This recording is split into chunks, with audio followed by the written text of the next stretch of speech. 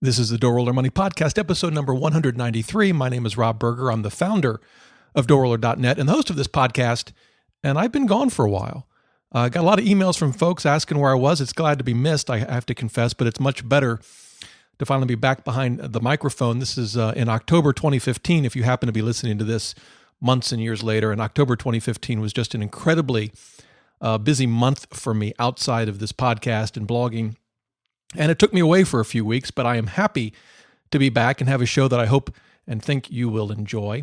Our main topic for today is going to be credit utilization, and there's a couple of reasons that we're going to talk about that specific part of your FICO score. I'll get to that in a bit. Have some news that you can use, hopefully, some interesting news items that I've been collecting over the past couple of weeks. Some you'll probably like, some you might not like, but we're going to cover those. And then, of course, I've got some of your questions that I'm going to answer, and you guys you continue to ask some great questions, so we're going to cover those as well. This could be a longer show. I guess since I've been gone a while, why not? But we're going to get started with the main topic after the song. Welcome to the DoughRoller Podcast, where the best thing money can buy is financial freedom.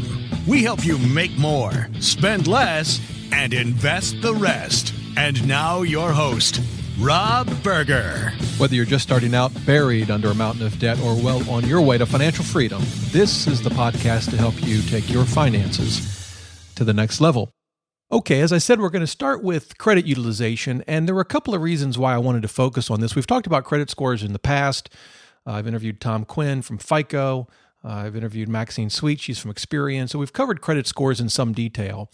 I want to focus on credit utilization for really two reasons. The first is it's one of the more significant factors that FICO uses in calculating your score. They don't give us all of the details of their formula. In some ways, it's like Coca-Cola's secret formula. They tell you a little bit about it, not everything. But what they do tell us, among other things, are the factors that go into the score. And the primary factor covers 35% of your score is your payment history, basically whether you're paying your debts on time or not. But a close second is credit utilization. It accounts for 30% of your credit score. It's the second most significant factor. After that, it drops off significantly down to 15% for the length of your credit history. That's only 15% of your score. And then any new credit you get and sort of the types of credit you have, each of those represent 10%. So between payment history and your credit utilization, that's 65% of your score. So it's a very important factor. That's the first reason we're going to cover it today. The second reason is that unlike some of the other factors, you have a lot of control over your credit utilization. You know, when it comes to payment history, if you make a payment late, that stays on your credit history for up to 7 years. Now, it doesn't affect your score the same over time. Fortunately, as a late payment gets older and older and older, it impacts your score less and less, but it's still there for a very long time. And with some exceptions, you can't really get rid of it until that up to 7 year time period runs out. So you don't have quite as much control once you have a late payment on your credit report.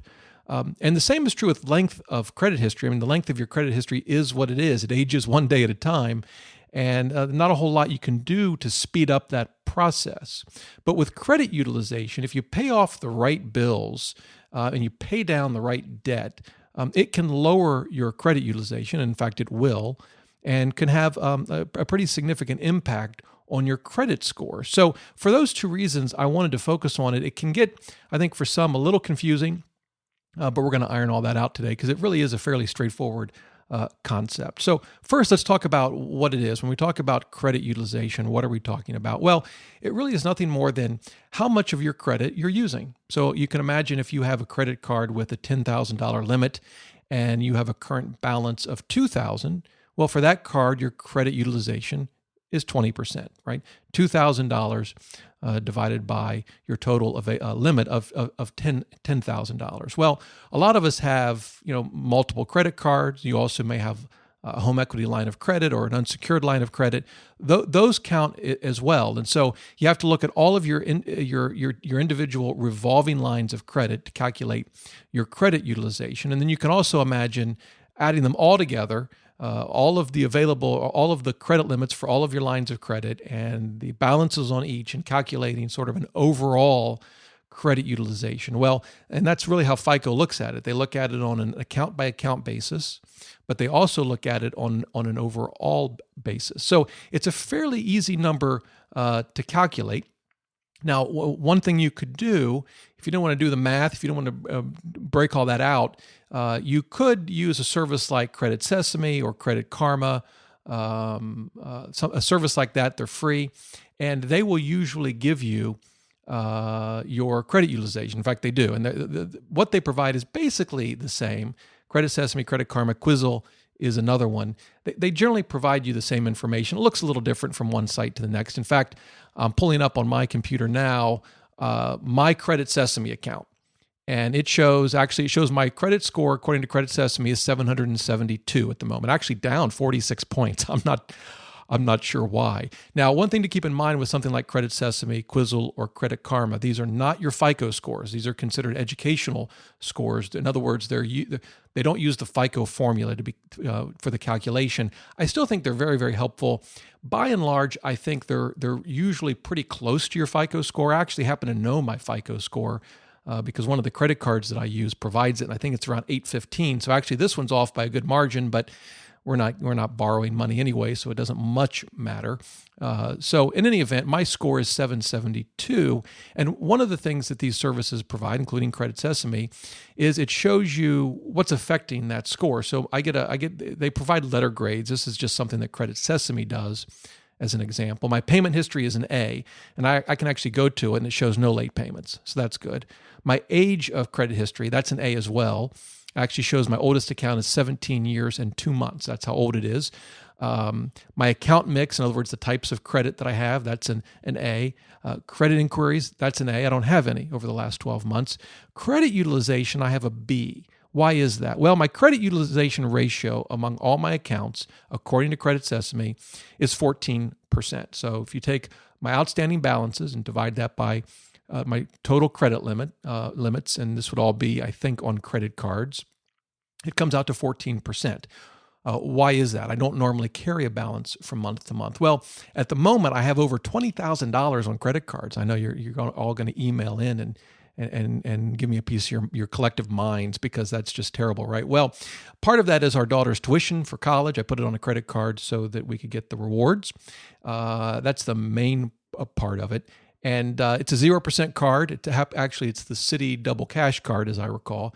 And we'll pay it off before, I could pay it off now. We'll certainly pay it off before we get charged any interest.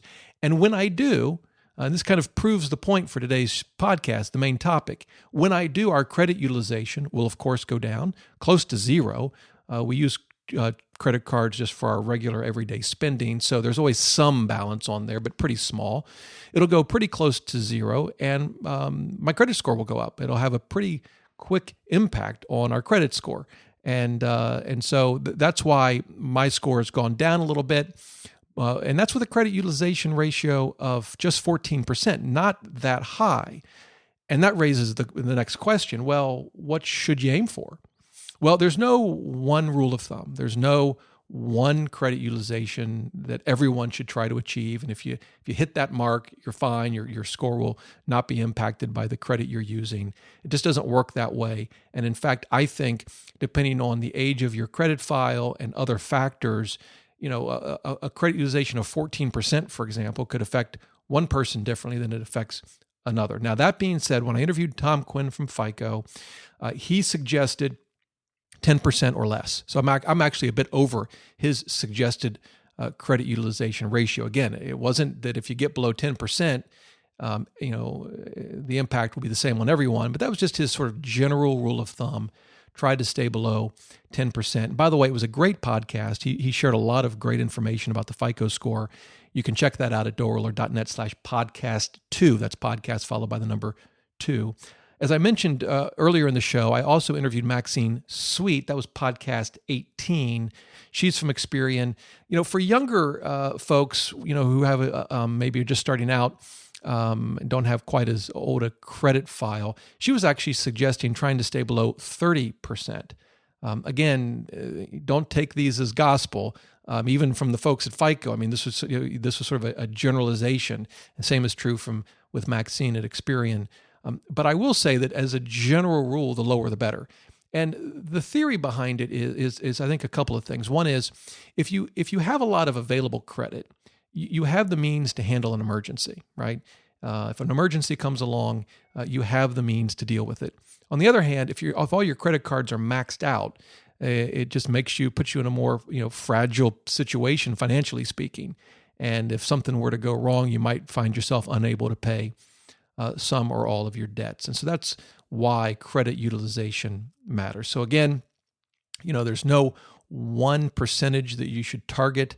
If you're going to buy a home, which is probably the most important reason to care about your credit score, obviously there are others, but if you're going to buy a home, certainly you want to try to get this down as low as you can so that you can get that higher credit score so you qualify for a lower interest on your mortgage. So one other thing, though, that I want to talk about, one of the reasons I wanted to bring up credit utilization, when you're trying to climb out of debt, we talk a lot about which debt should you pay off first. Some say you pay off the smallest debt just so you can kind of get that motivational, from that motivation from paying off a loan. And it does feel good. You retire a car payment or a school loan or a credit card, feels great.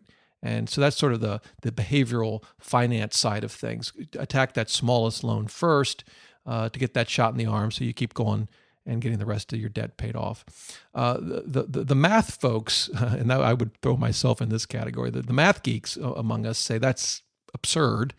Why would you do that? You first refinance all of your credit if you can to get the lowest rates, including 0% credit cards, refinance your mortgage if you can, refinance your student loans if you can. And then once you've done that, you tackle the highest interest rate loan first, because that's going to save you the most in interest payments. You get that high rate loan taken care of first. It'll also be the fastest way to get out of debt. And that's sort of the approach my wife and I took.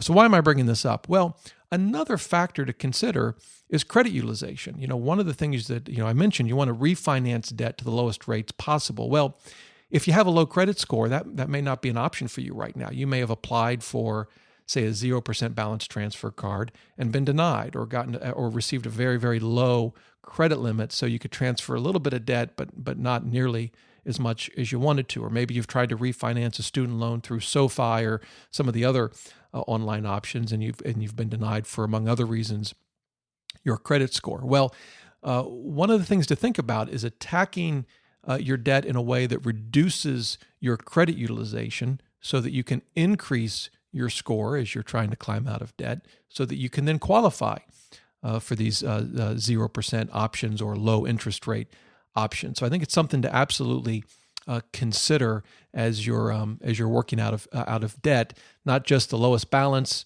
not just the highest interest rate, but also paying off debt strategically so that you can decrease your credit utilization, thereby increasing your credit score, and then that might help you qualify for some lower rates, which can go. It's a huge boost when you can refinance any debt to a lower rate. It improves your monthly budget. You've got more money to spend for things that you need, or for saving for retirement, or tackling more debt payments, and it helps you get out of debt faster and for less money. So it's kind of a win-win. So that's credit utilization. Not particularly complicated, but if you're new to credit and FICO and all that kind of thing, it can be a little bit mind-numbing.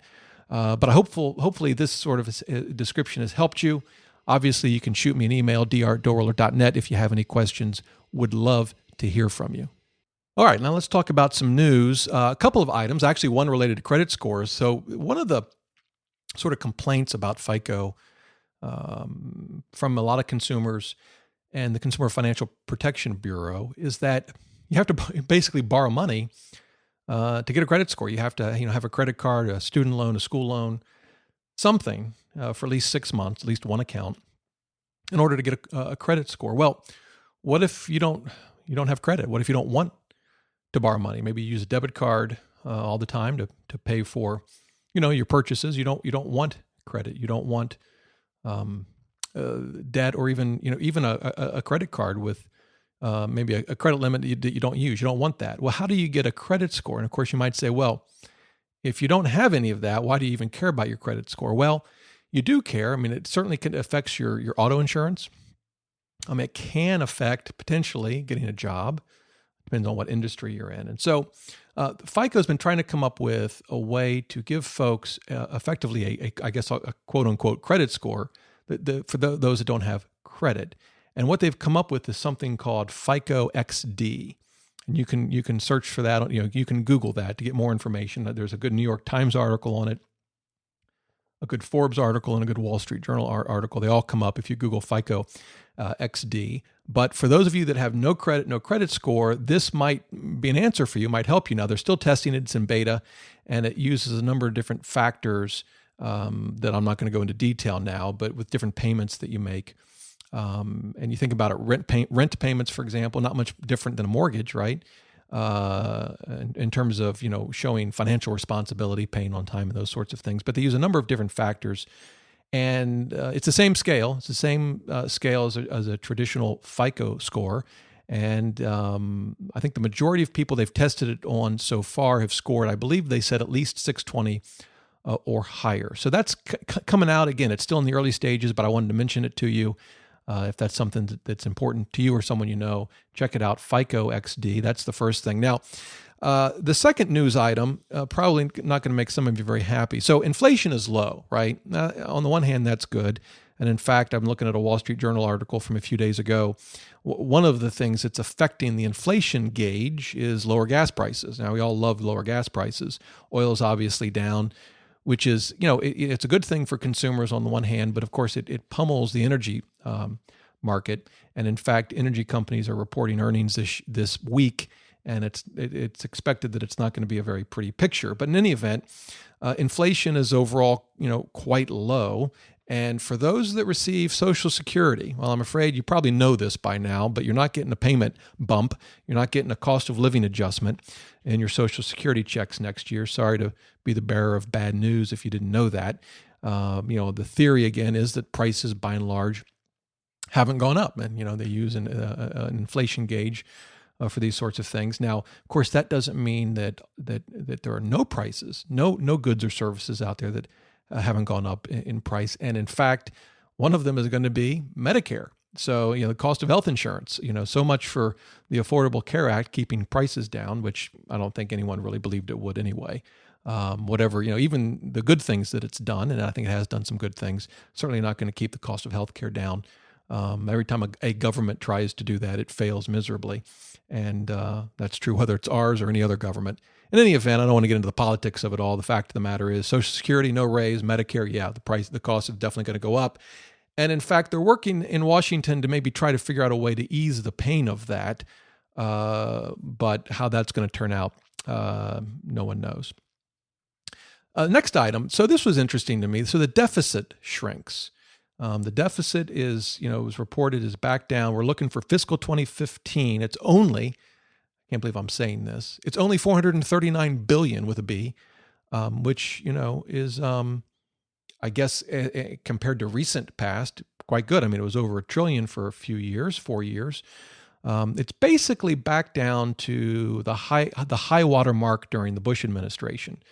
And so that's good. The budget, the deficit's going down. It's due, I think, primarily, one, to higher taxes. We've raised taxes substantially in a number of different ways. We've raised taxes, and the economy's picked up. So, unemployment's down, although the participation rate is still not good. But in any event, the economy's picked up some, and that obviously helps with tax revenues.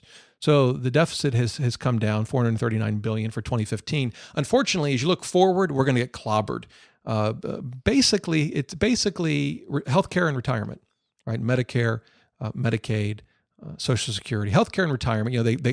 They just completely handicapped the auto industry. It almost did put it under, and that's happening to us. Whether we like it or not, that's kind of where we're headed. I don't mean to be so gloom and doom today, but that's just kind of the truth. I mean, we used to, balance military spending versus domestic spending, and what should that allocation be? Obviously, an important issue, can debate it, but now, military spending is already pales in comparison, and is only going to get much, much smaller in comparison to entitlement spending, which is just going to balloon over the next several decades, particularly as more of us retire. So I have to figure out a way to resolve that issue. I'm not so sure how we're going to do it.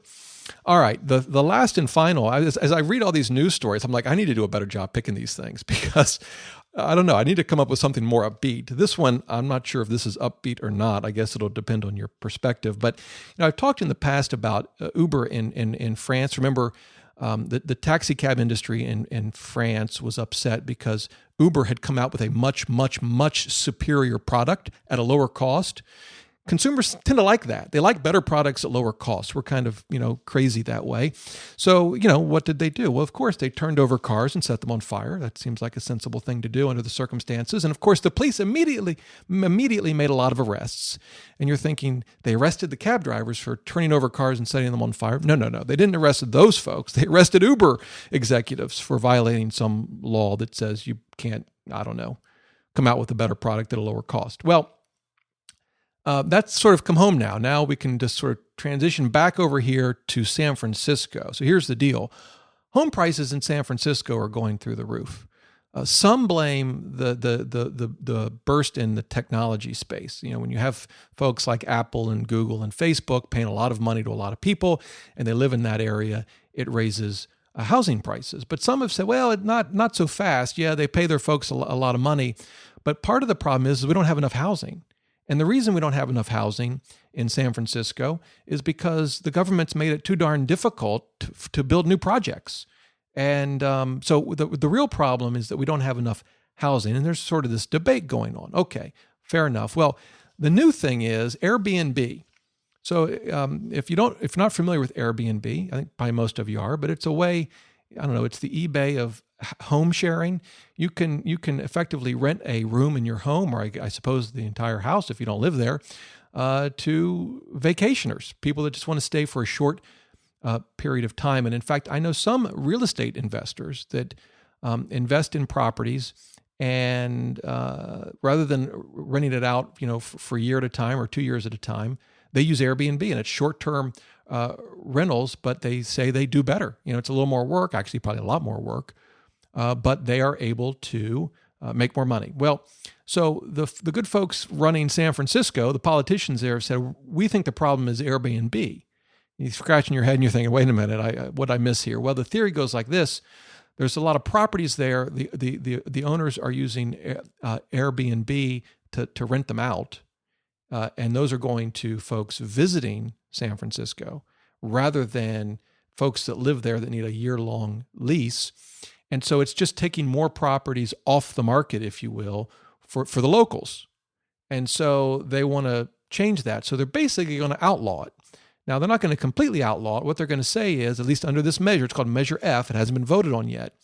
What they're going to say is you can't do this home sharing for more than 75 days a year, right? So you can do it, but just for 75 days a year, not more. So that basically eliminates, from a real estate investor perspective, if that initiative passes, you basically can't use Airbnb as a way to find tenants, because you can't, there's just no practical way to rent out the house or the apartment for 75 days to a whole bunch of people. And then when you hit that mark, then find someone else to rent out the house for the other, 9.5 months, if I've done my math right. It would basically eliminate this as an option. And what they've actually done is they've gone a step further, and they said, we're going to empower all your neighbors to basically keep a good eye on you. And if you go over that 75 days, they can not just report you, they can actually sue you. Oh, well, I don't know. I think France would be proud of that initiative. In any event, that's the news for today. Actually, no. I've got two more items, and these are more positive. Well, kind of. One's definitely more positive. The first is I mentioned the CFPB. They have an interesting initiative. They are sort of going on the warpath for arbitration clauses, and at least in consumer contracts involving the finance industry. And the theory goes like this. Most of the things we buy, we get contracts, we don't ever read them. You go to a bank and you open up an account, there's a long agreement. I don't read it, and I'm a lawyer. I can't imagine most people do. But buried in those contracts, in most cases, are arbitration clauses that if you have a dispute with the bank or the mortgage company or whatever, you have to bring it in arbitration. Well, there's a lot of different reasons why a company would want to do that, but one is that they can use that to prohibit class action lawsuits. The agreements say, you can bring an arbitration, but not as a class. You've got to forego your right to bring a class action lawsuit. Now, for 99.9% of us, I think, what do we care? I mean, the reality is, we see these arbitration notices you get in the mail because you had a credit card or something, there was some dispute, and you're going to get some coupon or something. If you're like me, I toss it in the trash. They almost are never of any value to the consumers. But I guess for some, maybe it's a big deal. But for most of us, I don't think it really is a big deal. And if you do have a legitimate issue that can't be resolved with a phone call, you can obviously bring an arbitration claim, which is usually a lot less expensive and time-consuming. Not always, but usually a lot less expensive and time-consuming than an arbitration. Than litigation. Well, the CFPB doesn't like this idea that you can't bring a class action lawsuit, so they're very seriously considering prohibiting finance companies, those companies that fall within its jurisdiction, from using arbitration clauses as a way to prohibit class action lawsuits. Now, on the surface, that sounds like a good thing for the consumer, I guess, right? I think it's probably a great thing for class action plaintiffs' lawyers who make a fortune on these lawsuits, and probably pretty insignificant for most consumers most of the time. There are always exceptions. And by the way, I've defended class action lawsuits. I've negotiated against plaintiffs' lawyers who negotiate a coupon for the class and $500,000 in fees for themselves. I found it disgusting. But in any event, I guess that's my frame of reference. They are considering prohibiting these arbitration clauses that prevent class action lawsuits. The interesting thing, and something that I really hope they do, by the way, I think it's a perfectly fine thing to consider. But one of the things that I hope they do is try to assess the cost to the consumer, because this isn't free. It's not as if they enact this new rule. It has no negative impact on us. It's obviously going to increase the costs for these finance companies, which may or may not find its way to us, the consumer. So, there's no free lunch here. It comes back to us one way or another. So what I hope they do is really try to, it's not an easy task, but try to understand and quantify the impact this rule would have on the consumer. We'll see. But I saw that, maybe it's because my background, it's been a while, but I defended a number of consumer class actions back in the day. That caught my attention. The last news item that I want to mention, it's really more of an article, a good analysis than it is, I guess, news. But it came out from Think Advisors. And the question was, how much income do retirees really need? And I'm going to put together a podcast here in the not too distant future on this topic. But what it examined was, what percentage of your current income do you need to replace in retirement? And sort of a rule of thumb is 80%. Well, the purpose of this article was to say, look, that may not make any sense for a lot of people. It may not even make sense as a rule of thumb. Why? Well, think of it this way, a couple of things. First of all, when you're employed, you're earning income, you have to pay payroll taxes. That's 7.65%. If you're self-employed, it's twice that, but 7.65% payroll tax. You won't pay that when you're withdrawing money from your 401k or IRA. You'll pay income tax if it's a non-Roth, but you won't be paying that payroll tax. That's one. Two, you'll stop saving for retirement. You'll be in retirement. So if you're saving 10% of your income, say, for retirement, that's 10% you won't need to replace. If you're saving more than that, the number, obviously goes up. Maybe some of you are saving 20%. If that's you, well, that and the payroll tax already puts you over 25% of your current income that you won't need to replace. There's work-related expenses that you won't need to replace. Again, for some that could be a lot. For others, maybe not as much. Depending on where you're going to retire, you may not have to pay state income tax. You may plan to or have your mortgage paid off by the time you retire or shortly thereafter. Obviously, that's going to reduce your expenses. And you could have other expenses now that you won't have in retirement, like college education for your children, which is what we're paying right now. We're not going to have that expense when we retire. So when you add all of these things up, you may find out that you need significantly less than 80%. The other thing to consider is how much of your retirement money is in a Roth, because obviously that money comes out tax-free, whereas the money you're making in your job right now, of course, gets taxed before you get to actually spend any of the money. I thought it was a really good article, well thought out, and it really underscores why there's the word personal in personal finance. It's different from person to person, family to family. Who knows? Maybe your situation, you need to replace more than 80%. I suppose that's possible for some. I suspect for many, maybe even most, the number is going to be significantly less than 80%. It certainly will be significantly less than 80% for us. All right. Now let's move on to the reader questions. I always get great questions from you guys. I've got 3 that I want to cover today. So let's get to it. The first one comes from a listener named Paul. He says, I have a quick question that is probably a simple one for you. By the way, I always get nervous when they say it's an easy or simple question. Paul continues, I am putting 15% of my salary into my 401k. I have a Roth option as well through my employer with the same fund choices. Should I be putting in 6% in the normal 401k to max out the company match and the rest in the Roth, or all in the 401k? The fund I've chosen is the T. Rowe 2040. He's in his mid-40s, making mid-5 figures. So let's break this down. When I got this email, I thought, the first thing we need to do is make sure we got our terminology right. So, of course, a 401k is a workplace retirement account. 403b for some of you in a nonprofit organization, basically the same thing. You can put away, $18,000 this year. If you're under 50, you get a bonus. You can put away, I think it's $6,500 if I've got that number right. I hope I do. If you're 50 or better, 50 or older. In any event, 401k, 403b, basically the same thing. There are, for some companies, and more each year, there is a Roth version. Now, the Roth version of a 401k is still a 401k, right? It's still a workplace retirement account, same $18,000 limit.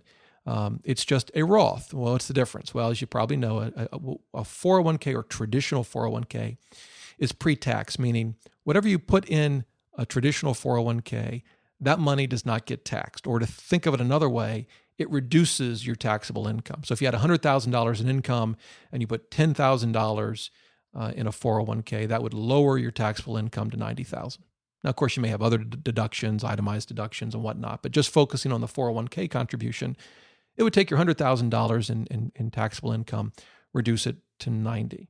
And so obviously you wouldn't pay taxes today on that $10,000. That's sort of one of the benefits, obviously a big benefit of the 401k. With the Roth, it doesn't work that way. If you have $100,000 in income and you put in $10,000 into a Roth 401k, it doesn't change your taxable income at all. It's still $100,000. And you might say, well, that may be a bit of a head scratcher. It's like, well, then why would I ever choose a Roth? Here's why.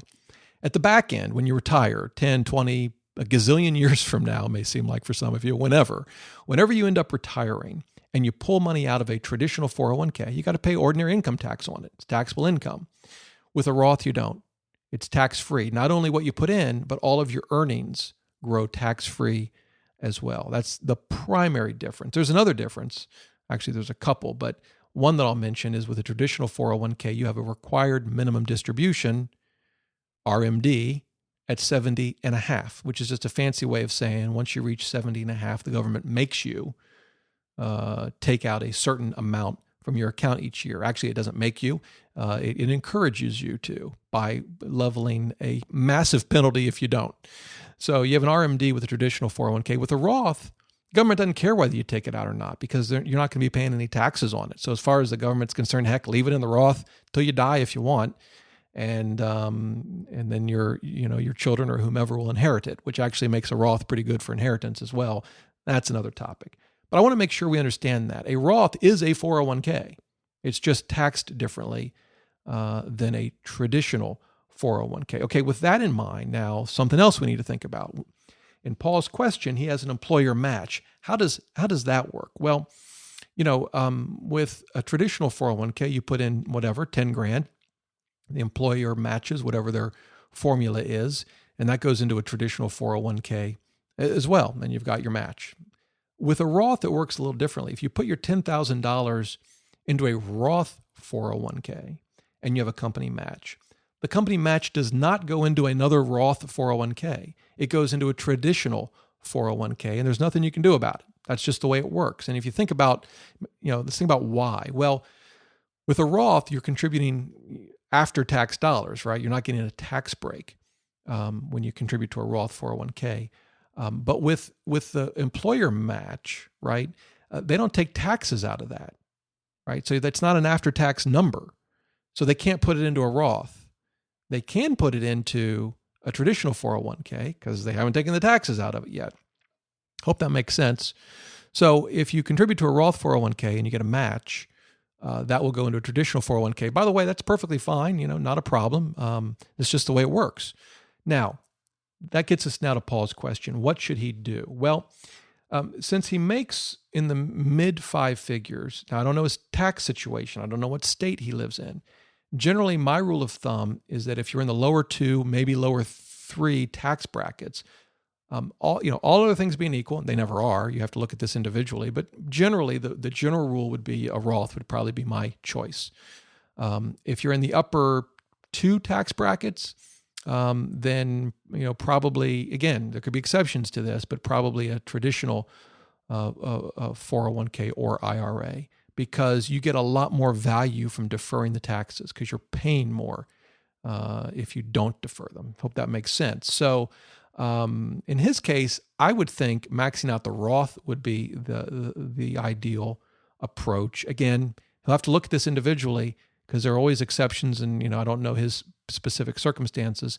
But if I were in that situation, that's what I would do. One of the things I'll say on the Roth versus traditional issue, and we've talked about it in the past, is that it kind of reminds me of the rule in baseball: the tie goes to the runner, right? So if the ball reaches first base and the runner hits the bag at the exact same time, he's safe, right? The tie goes to the runner. It's the same way here. If a tie goes to the Roth, if it's a close call, you're not quite sure which way, to me, the Roth wins. And there's a couple reasons for it, but I'll just focus on one to give you something to think about. You can contribute $18,000 for both, and yet you can contribute more to the Roth. Yeah, I know, another head scratcher. You're like, wait a minute, Rob. No, you can't contribute more to a Roth. They're both $18,000. Yes, you can contribute more to a Roth, and you're right. They're both $18,000. What am I saying? It's this. When you contribute $18,000 to a Roth, it's all yours, right? The government, down the road, the government doesn't get any of it. It's 100% yours. When you contribute $18,000 to a traditional 401k, it ain't all yours. Yes, it goes into your account and your name's tied to it, and you can look at your balance and marvel at it and say, wow, look at that. There's 18 grand in my account. But eventually, you're going to pay the piper. Maybe 50 years from now, but eventually some of that 18,000 is going to go to the government. It belongs to the federal government, and if you have state income tax, the state government, you get to hold on to it, which is a benefit, and you get to invest it, which is a benefit, and you get to earn, hopefully, nice returns from that money. That's all good, but eventually, some of it's going back to the government. So it ain't that 18,000. It ain't all yours. You just get to hold on to some of it for a long period of time. With the Roth, it's all yours. So, and there's other reasons. You don't have the RMD, the required minimum distribution. I think there are other benefits of a Roth as well. But to me, if I'm on the edge here, I'm not sure which one is best. Maybe I'm in that middle tax bracket with the feds, whatever.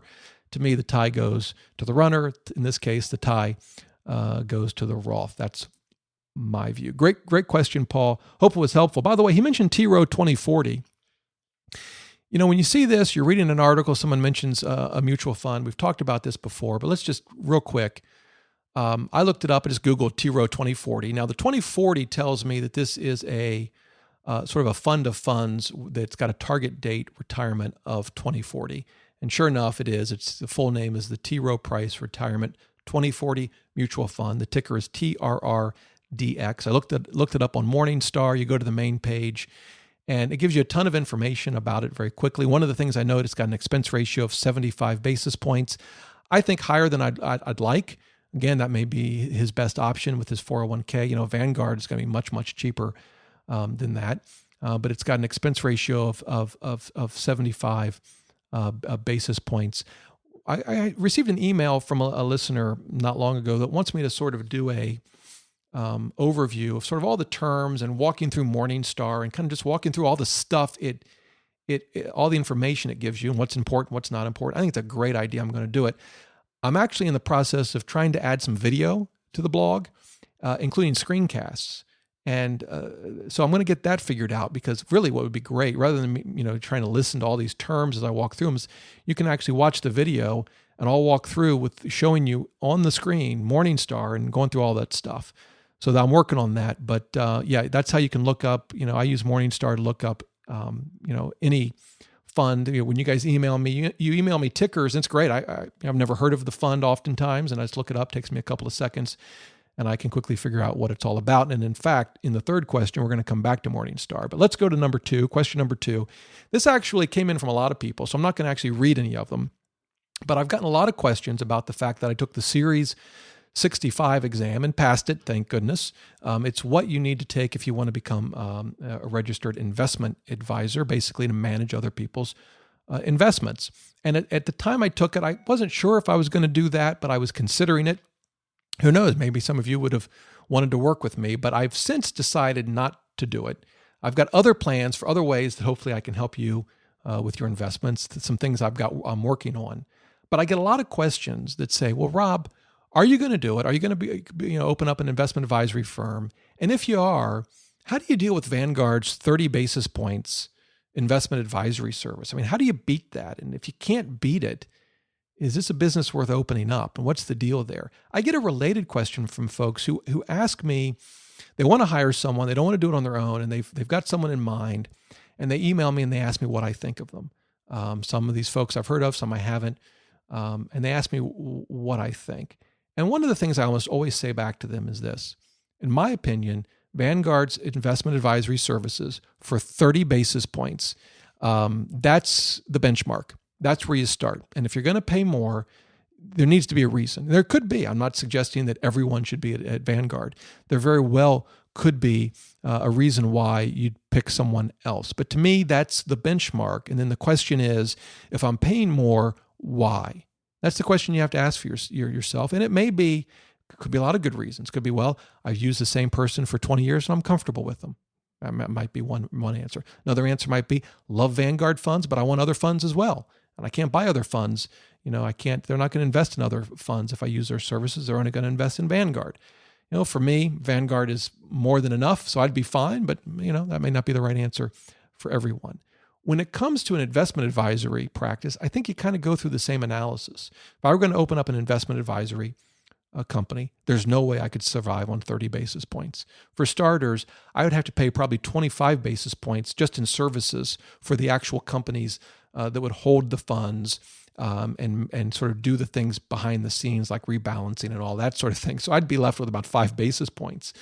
Even if I had $10 million in assets under management, which certainly would not happen overnight, there's absolutely no way, even operating out of my home, it just wouldn't make sense. And, I could do it in the sense that I could retire now. So I could retire and just do it and not worry about how much money I made. But if I were going to try to make it a viable business, just not practical. Now, that being said, I don't have any problem with someone going out and offering great service and charging 50 basis points or 75 basis points. It might not be a service that I would use, but it could be a service that a lot of people would use. And if you're really good at it and really educating your clients, it might be it might be a very viable business for you and very helpful for them. I was looking at Rick Edelman. He's a very well-known investment advisor. He's done very well for himself.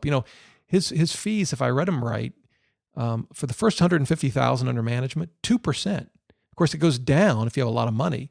I just don't know how that makes sense for anybody. But if you're at 50 basis points, 75 basis points, maybe up to 1, you could.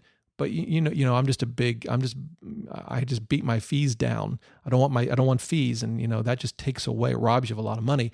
My weighted average fee for all of my investments right now, that includes stocks, which don't have expense ratios, is about 9 basis points. I've gotten it down to 9 basis points. So, I'm not going to open up an investment advisory business. I think it's becoming a much more difficult business to run if you're just starting out, and you probably have to include in it, financial services, and planning services as part of it.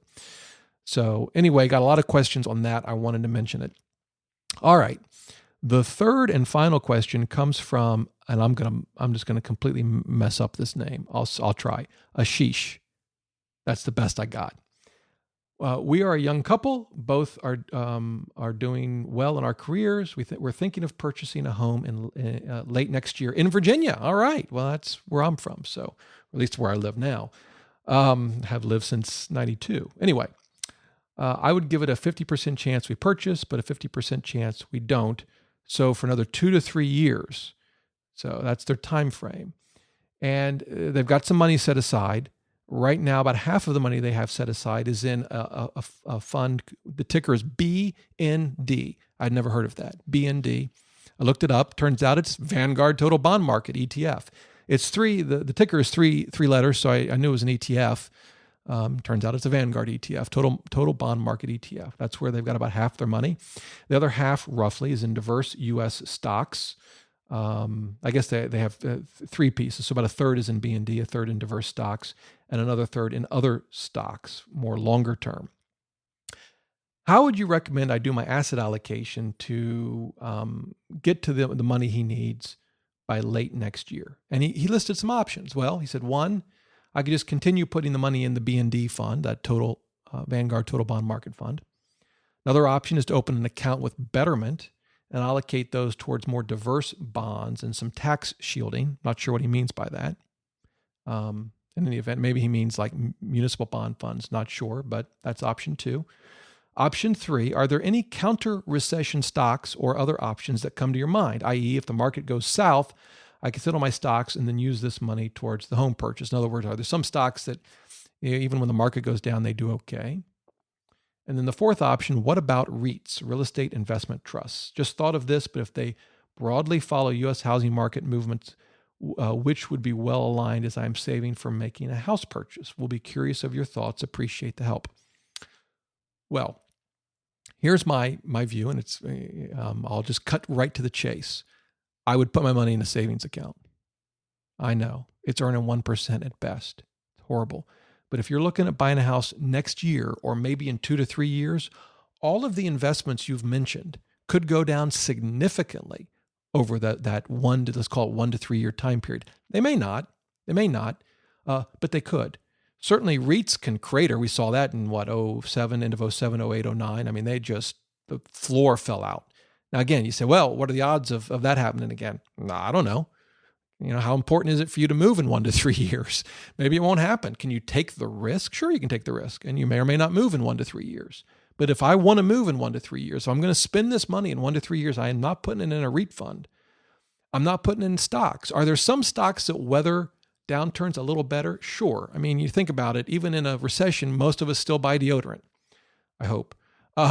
So yeah, there are sort of consumer staple stocks that, tend to be a little more resistant to the economic cycles, but that doesn't mean they won't lose 30 or 40% in the next 1 to 3 years if something bad happens in the market. I just don't see stocks. I see stocks as long-term, which for me is at a minimum 5 years and really more like 10. And Betterment is still investing in stocks and bonds. I mean, it makes it easier to invest in stocks and bonds, makes it maybe a little more interesting with graphs and whatnot, but it's still stocks and bonds. And so, I don't see that as an option. You could put it all in Betterment and then make it a 100% bond portfolio. Although I don't know why you'd do that. You could just put it in B&D, right? And that brings me to B&D. So I looked it up in Morningstar. As I mentioned, it's the Vanguard Total Bond Market ETF. It's got an expense ratio of 7 basis points, 0.07%. It's a great fund. Love the fund. Its 12-month yield, 2.43%, so certainly better than a savings account. What's the problem? Well, if you look at this fund, this ETF in Morningstar on the main page that it brings you to, again, if you were to type in the ticker BND, if you were to scroll down, you'll see something. It's on the right-hand side next to this the 9-box square that they put on all of their funds, whether it's stocks or bonds. You'll see something called the average duration. It's 5.72 years. Now, that's different than maturity. Maturity is 7.9 years. I'm going to not get into the difference at the moment. Maybe I'll do a podcast on the difference between duration and maturity. But if you want to understand the risk to a bond fund of rising interest rates, what you want to look at is the average effective duration, 5.72 years. What does that tell you? Here's what it tells you. You ready? If interest rates were to go up by 1%, you can expect this fund to lose 5.72% of its value. That is, as interest rates, for every 1% that interest rates rise, a bond fund's value goes down by 1% equal to its average effective duration. Does that make sense? Hope you're with me. Now, we've talked about this some in the past. Remember, as interest rates rise, existing bonds, the value of existing bonds go down, right? Think of it this way. If I have a 10-year bond at 2% and interest rates rise to 3% and I want to sell it to you. I say, here, it's a $1,000 bond. I'll give it to you at face value for $1,000. It's paying 2% for the next 10 years. You say, Rob, I may have been born in September, but it wasn't last September. Why would I buy your bond at face value, earning 2%? I can go buy a brand new one and earn 3%. Well, you got me. You're right. That wouldn't be a smart move. So what am I going to do if I want to sell it? I'm going to sell it at a discount. And what's that discount going to equal? Well, whatever I need to discount it at to give you an effective 3% yield. Hope that made sense. So with a bond fund, it's the same way, except the bond fund might have thousands of bonds in it. And so in order to kind of understand the interest rate risk in a bond fund, you can look at average duration. Again, as interest rates rise by 1%, the value of the fund generally goes down by 1% equal to its duration, which means the shorter the duration, the less it's sensitive to interest rates.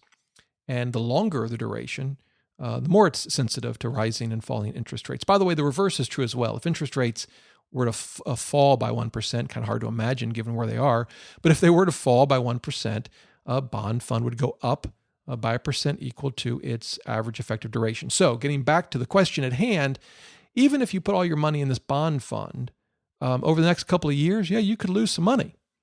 Now, if you were a long-term investor, it's not quite as simple. Yes, the value of the fund will go down as interest rates rise. At the same time, though, as the fund buys new bonds and replaces old bonds, it's getting the benefit of that rising interest rate. So actually, over long term, if you hold this fund for the long term, you'll be fine, in my opinion. But the listener who wrote in needs the money in 1 to 3 years. You could still be at risk. So it really comes down to this. How important is it for you to try to, get that extra few percentage points on the money over the next 1 to 3 years versus how important is it to move into a home in the next 1 to 3 years? And only you guys can answer that. But if I wanted this money and needed it in the next 1 to 3 years, it would not be in a REIT fund for me. It would not be in stocks. If it were in a bond fund, it'd be in a short-term bond fund. So you can find funds that have an average duration of, say, two years, for example, rather than 5.72, as in the case of B&D. Of course, the yield's going to be lower as well, right? I mean, there's no free lunch. We talked about that earlier. So, well, there you go. That's my answer. Great questions. Appreciate it. So I should be back on track with one podcast a week. I'm sorry I was gone for much of October. I appreciate all the folks that emailed me and left comments on the blog wondering what in the world happened to me. I am still here, alive and well and kicking. And so hopefully should be back on track with regular podcasts going forward. Well, as always, if you have any questions, shoot me an email, dr@doughroller.net. Would love to hear from you. Would love to hear about topics you'd like me to cover. Always like to hear that as well. Hey, until next time, remember, the best thing money can buy is financial freedom.